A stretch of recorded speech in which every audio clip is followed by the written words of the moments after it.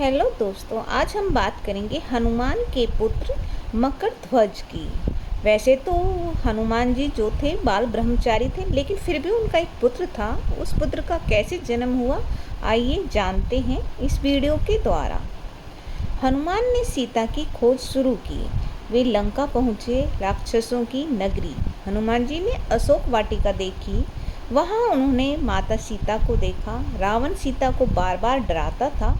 हनुमान ने सीता को आश्वस्त किया। उन्होंने रावण के बगीचे को नष्ट किया, अक्षय कुमार को भी मार दिया। रावण ने हनुमान की पूंछ जलवाई। रावण ने उससे लंका जला डाली। हनुमान ने उससे लंका जला डाली। आग की लपेटें लंका में फैली। फिर हनुमान जी समुद्र किनारे पहुँचे। उन्होंने समुद्र में स्नान किया, पानी में डुबकी लगाई। तुरंत उनके शरीर से पसीना बह निकला। पसीने की बूंदें लहरों में बही। उसी समय एक बड़ी मछली आई। उसने पसीने की बूंदें निगली। वो मछली मकर जाति की थी। समुद्र में वह गहराई में चली गई। समय बीता, मछली गर्भवती हो गई और मछुआरे ने उसे एक दिन पकड़ लिया। मछली को पाताल लोक में ले गए। वहाँ अहिरावण नामक राक्षस राज्य करता। वह रावण का भाई था, बलशाली। अहिरावण की वह मछली भेंट की गई। मछली को काटा गया दरबार में। मछली के पेट से बालक निकला। बालक तेजस्वी था, आश्चर्य हुआ सबको। बालक दिव्य तेज से चमक रहा था। अहिरावण ने उसे गोद में लिया। उसका नाम रखा गया मकरध्वज। तुरंत मकर से जन्मा, यही नाम पड़ा। अहिरावण ने उसे शस्त्र विद्या सिखाई, मंत्र तंत्र अस्त्र नीति युद्ध सब कुछ। मकरध्वज बना पाताल का द्वारपाल, वीर। उसे राजा का पूरा विश्वास था। वह राजा का सच्चा सेवक बना। राम रावण युद्ध और अपहरण की साजिश।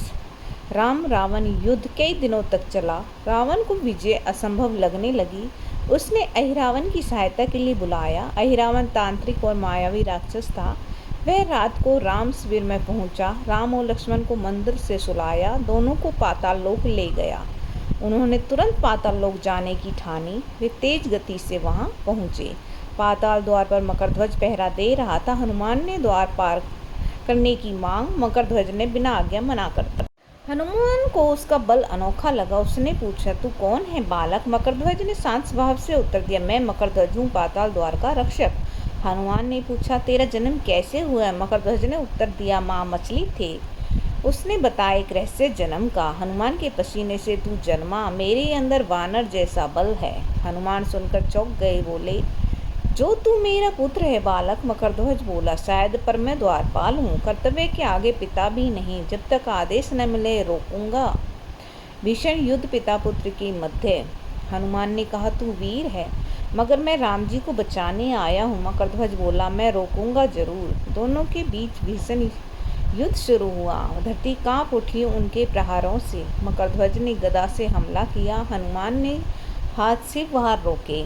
उनका युद्ध घंटों तक चलता रहा। दोनों एक दूसरे को घायल करने लगे, मगर हनुमान को अनुभव अधिक था। उन्होंने आखिरकार मकरध्वज को परास्त किया। उसे पूंछ से बांध कर रखा। मकरध्वज अब शांत हुआ और झुका। आप योग्य हैं, भीतर जा सकते हैं। अहिरावण का वध और राम की मुक्ति। हनुमान महल के अंदर पहुंचे। तुरंत राम और लक्ष्मण यज्ञ वेदी पर थे। अहिरावण बलिदान की तैयारी में व्यस्त था। हनुमान ने उसका यज्ञ विध्वंस कर डाला। फिर उन्होंने अहिरावण का वध किया। राम और लक्ष्मण को मुक्त कराया। उन्होंने मकरध्वज का राज्याभिषेक और कथा का अंत।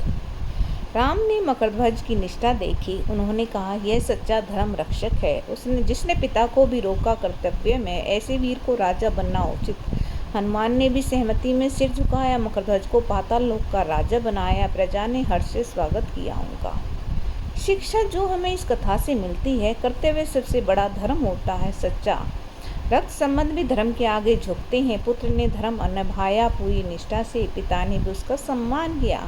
राम ने न्याय से धर्म की स्थापना की। तो ये थी मकरध्वज की कहानी। अगर आपको मेरी वीडियो पसंद आई हो तो इसे लाइक करें और हमारे चैनल को सब्सक्राइब करें, ताकि आप ऐसी और मोटिवेशन मज़ेदार वीडियो हर रोज़ देख सकें।